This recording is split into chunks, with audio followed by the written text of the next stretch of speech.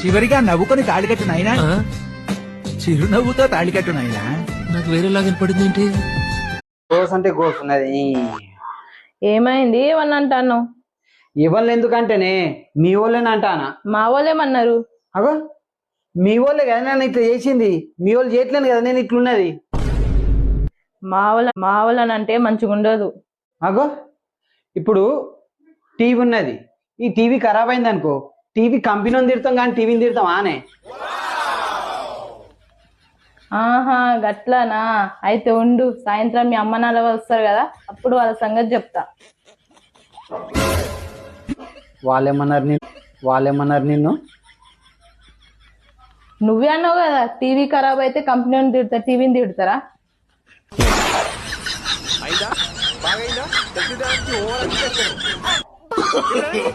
No.